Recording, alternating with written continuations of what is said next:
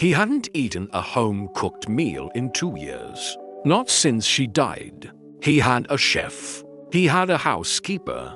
He had every resource available to a man worth $9 billion. He ate alone, every night, in a house that had stopped feeling like a home the day they carried her out of it. Then on a November evening he found her on his doorstep. A girl, maybe 20, no coat in the cold, a backpack with everything she owned. And the particular expression of someone who has run out of options, but has not run out of dignity. He was about to tell her to leave. Then she looked at him and said, "I know I'm a stranger. I know I have nothing to offer. But if you let me stay tonight, I'll cook you dinner. A real one. I'm a good cook. I promise." He had $9 billion. He couldn't remember the last time anyone had offered him anything real. He stepped back from the door. And that was the beginning of everything. William Hartley had a rule about the door. He did not answer it himself. He had staff for that, a housekeeper, a security system, a protocol for unexpected visitors that had been designed specific. A lie so that William Hartley never had to stand at his own front door and deal with whatever was on the other side of it. The protocol existed because William Hartley was worth $9 billion, and because people with $9 billion attracted, with some regularity, the kind of visitors that required management rather than conversation. He answered the door himself on this particular November evening because Mrs. Graves had gone home at 6, and because the security alert on his phone had shown a single figure, small, still, not moving, on his front step for 40 minutes, and because he had looked at the figure on the screen for those 40 minutes and had been unable to identify it as a threat and had been equally unable to ignore it. He opened the door. The girl on his step was perhaps 20 years old. She was wearing a thin jacket that had not been designed for November and was demonstrating this inadequacy comprehensively. She had a backpack on one shoulder, not large. The backpack of someone who was carrying everything they owned, rather than everything they needed for a trip. Her hair was dark and slightly damp from the cold, and her face had the particular quality of someone who had been outside for a long time and had made their peace with it. She was not, he registered immediately, afraid of him. That was the first unusual thing. Most people who ended up on his doorstep, the journalists, the petitioners, the occasional person who had tracked down his address through means he preferred not to examine, had a quality of performance about them. They had prepared. They had a version of themselves ready for this moment. This girl had not prepared.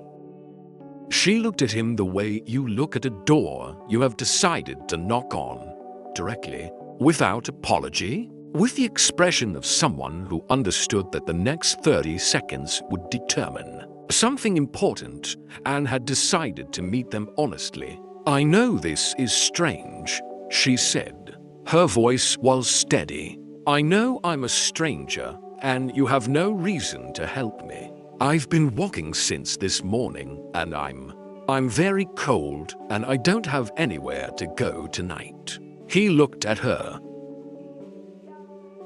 "There are shelters. They're full," she said. "I checked for. I'm not asking for much. Just somewhere warm for the night." She paused. "I know I have nothing to offer, but if you let me stay, I'll cook you dinner. A real one. I'm a good cook. I promise."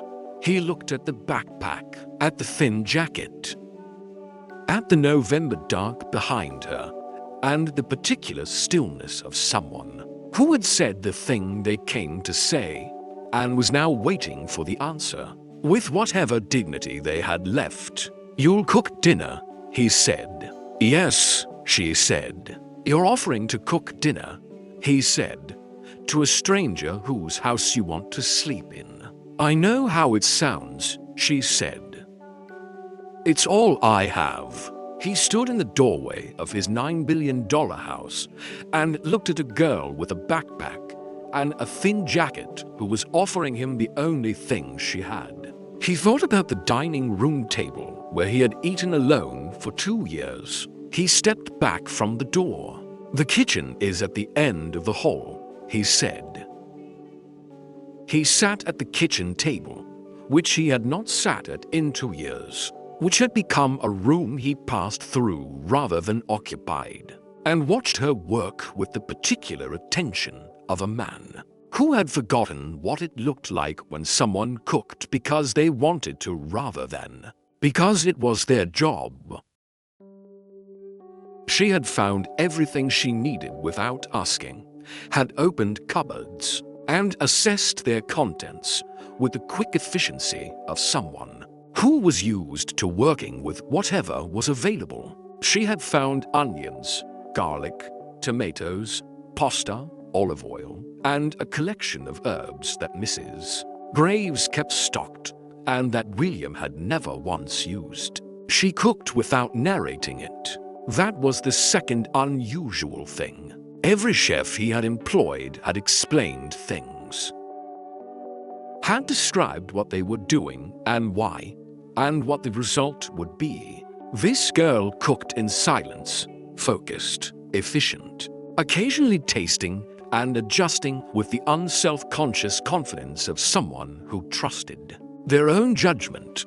The kitchen began to smell like something. He had forgotten that kitchens could do that, could produce a warmth that was not just temperature, but something else.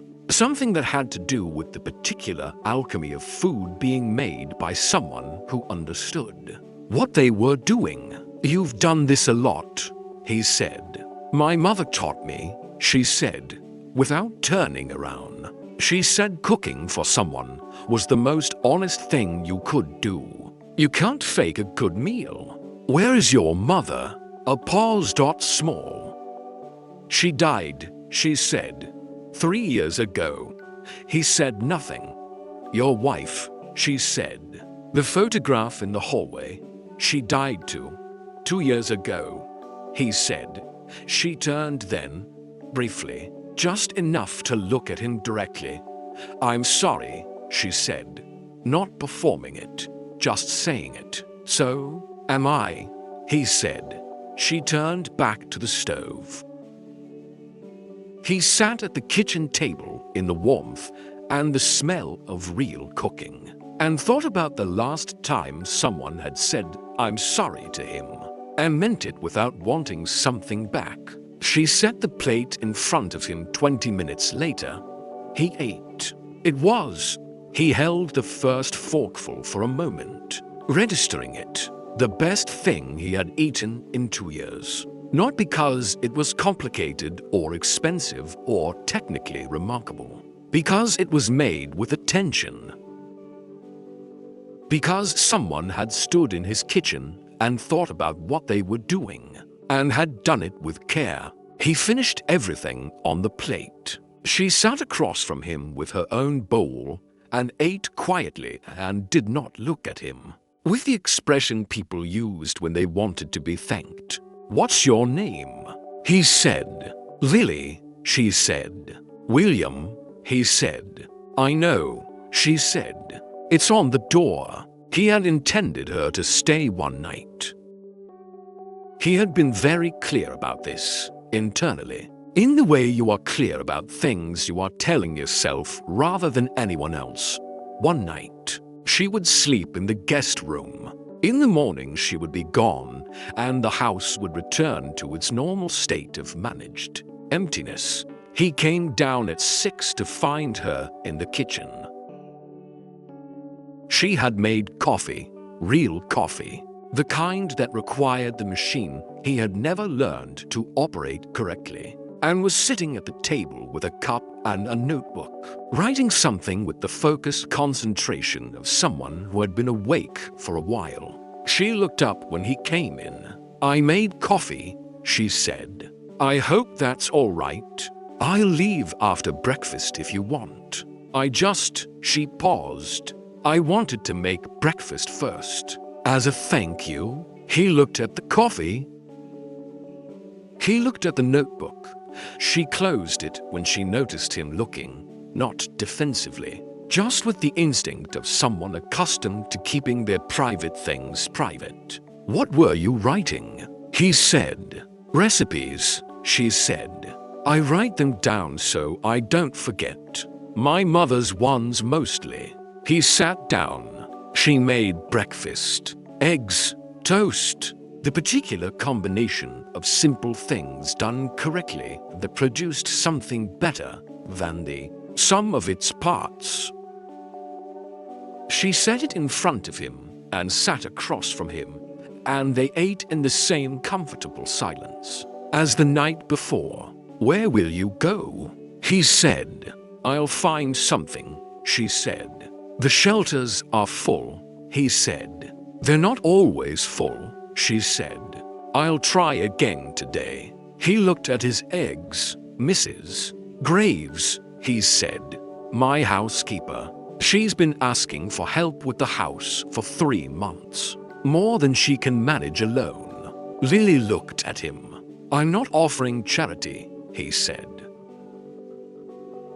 "I'm offering work. The room is part of the arrangement." "You don't know anything about me," she said. "You cooked me dinner," he said, "and breakfast, and you didn't ask for anything except a warm place to sleep." He paused. "That tells me enough." She looked at the notebook on the table. "I work hard," she said. "I know," he said. "I watched you last night." She was quiet for a moment. "All right," she said. "Yes, good," he said. "Finish your breakfast." Mrs. Graves found out on the 3rd day. Not about Lily's past. Lily had said nothing about her past, and William had not asked, which was a deliberate decision on both their parts that Mrs. Graves read correctly as soon as she arrived on the Monday morning and found a young woman already working in the house with the focused competence of someone who had been doing it for years. "She's good," Mrs. Graves told William, with the expression of a woman delivering information she found both pleasing and significant. "I know," William said. "She reorganized the pantry." Mrs. Graves said, "I've been meaning to do that for 2 years." "She notices things," William said. "She does," Mrs. Graves said. "She also made soup yesterday. I didn't ask her to. She said the weather was cold and soup seemed right." A pause. "It was excellent soup." William said nothing. "She's been through something," Mrs. Graves said, not unkindly, with the particular directness of a woman who had worked for William Hartley for 12 years and had earned the right to say true things plainly. "I know," William said. "You're not going to ask her about it." "When she's ready," he said. Mrs. Graves looked at him with the expression she reserved for moments when William Hartley surprised her. "That's very patient of you," she said. "She cooked me dinner," he said.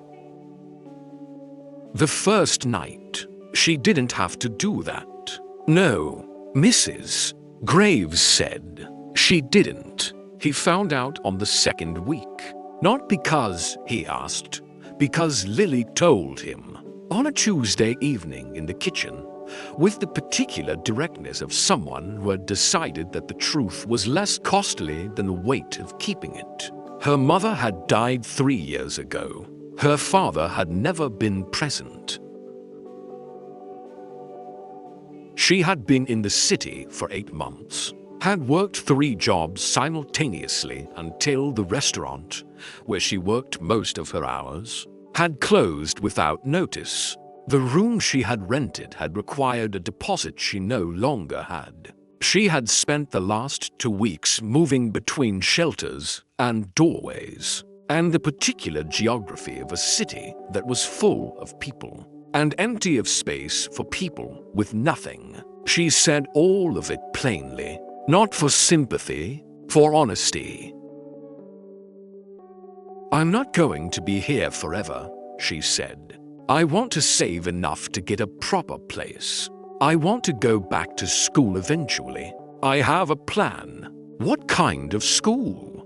he said. "Culinary," she said. "Proper training. I know I can cook. I want to learn why things work, the science of it. Your mother's recipes," he said. "And others," she said. "But hers first. She deserves to be remembered properly." He looked at the notebook on the table. The recipes, the careful handwriting, a woman's life preserved in measurements and instructions. "She will be," he said. Lily looked at him. "You don't know that," she said. "No," he said. "But I think you'll make sure of it." He ate in the dining room on a Friday evening. Not alone, which was what made it significant. He had eaten alone in that dining room for 2 years, at the head of a table that seated 12, with the particular silence of a room that remembered better times, and had stopped pretending otherwise. Lily had set to places, not presuming she had asked the previous evening. In the practical way she asked everything. Would it be strange if we ate in the dining room tomorrow? "I want to make something that deserves a proper table." He had said yes before he had finished processing the question. She made roast chicken. It was, he thought, watching her carry it from the kitchen with the focused care of someone transporting something important, the most domestic thing that had happened in this house in 2 years. The smell of it had been in the house all afternoon, had reached him in his study at 3 o'clock, and had done something to the quality of the afternoon that he couldn't entirely articulate. They sat across from each other at the long table. She served with the natural ease of someone who had grown up around food, being shared rather than delivered. "My wife used to make this," he said. Lily looked at him. "Not exactly this," he said, "but Sunday roast every week." She said Sunday wasn't Sunday without it. He paused. "I stopped having Sundays for a while." "What changed?" Lily said. "You cooked chicken on a Friday," he said. Apparently that was enough. She almost smiled. "I can make it on Sundays too," she said. "If that would help." "It might," he said. They ate. The dining room was warm and the food was good. And outside the November dark pressed against the windows.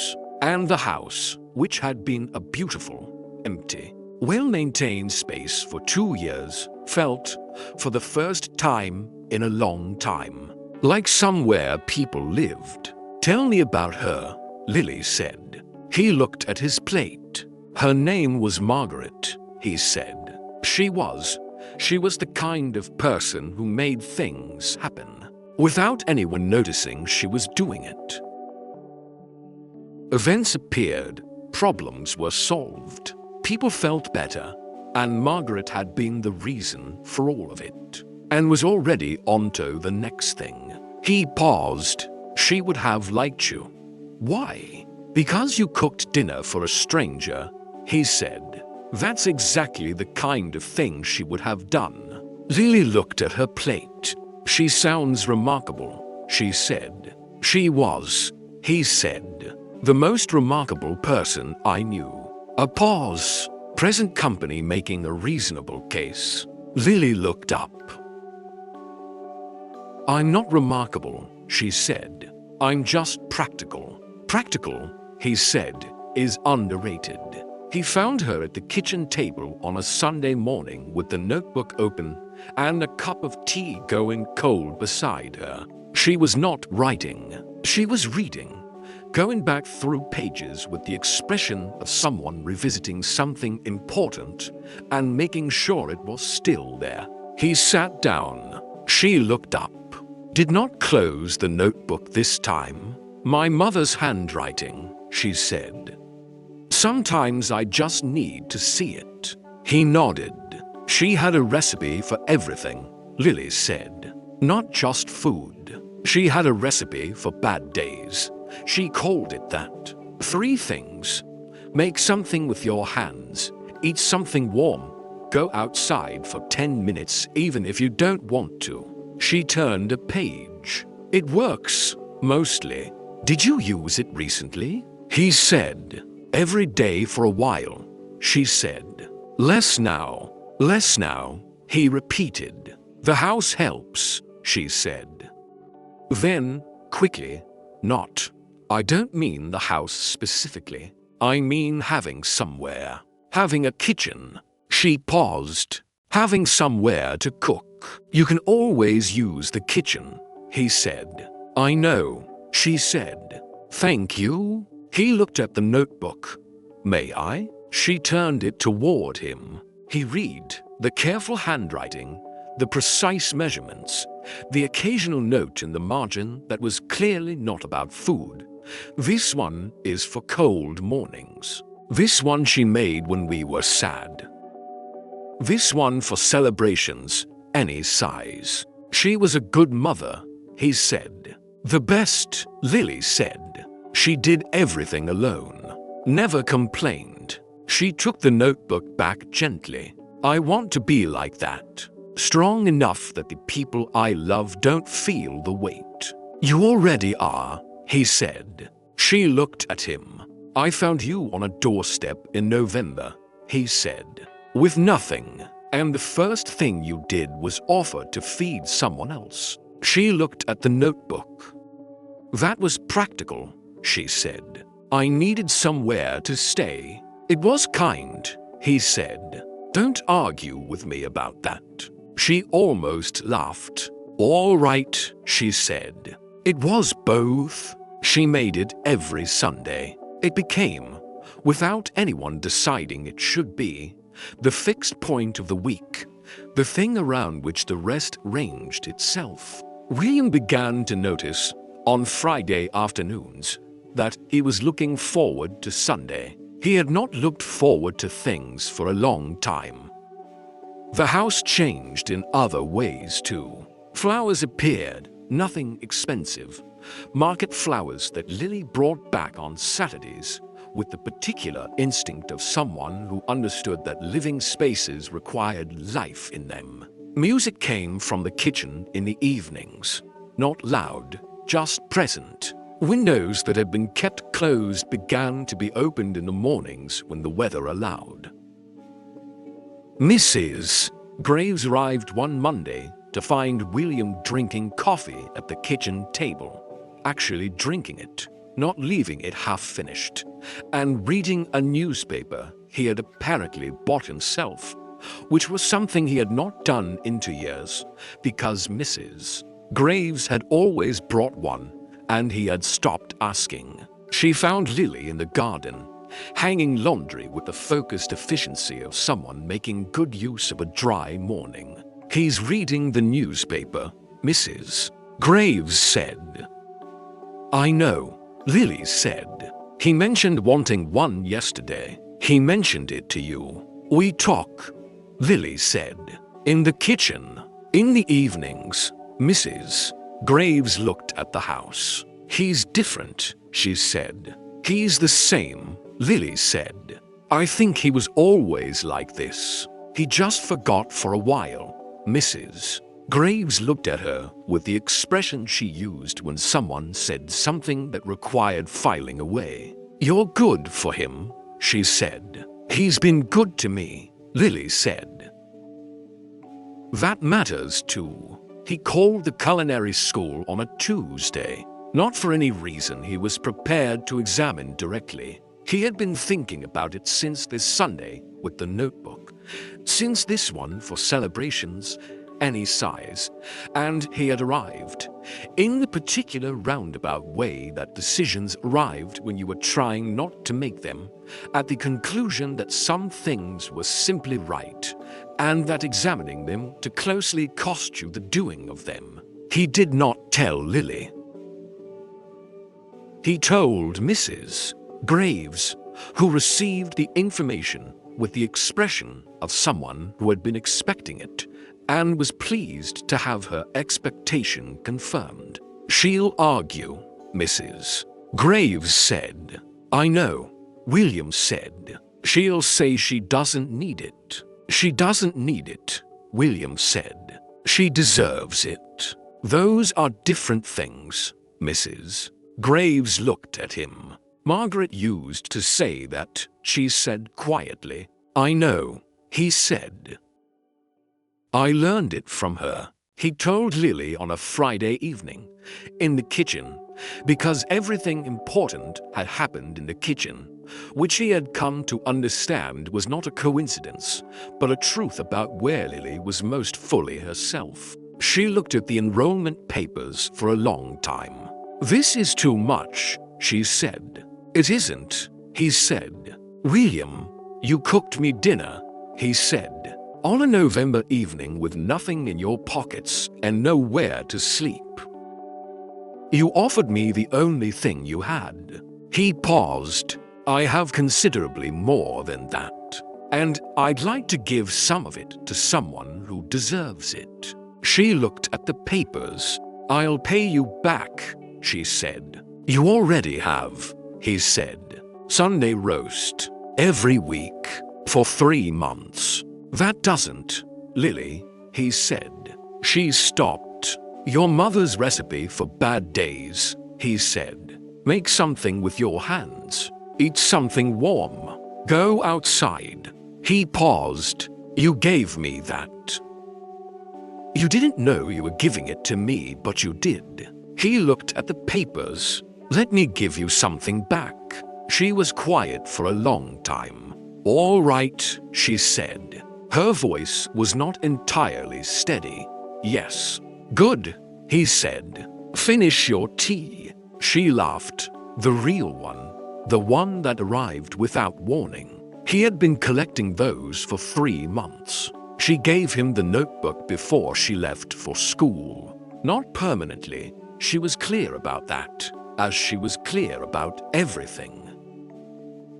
"I want you to have it while I'm gone, in case you need the recipe for bad days." He took it. He kept it on the kitchen table.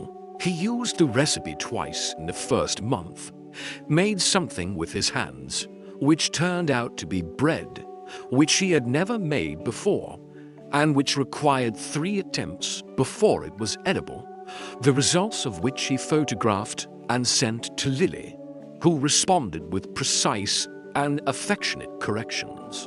She came back on Sundays. That had not been discussed.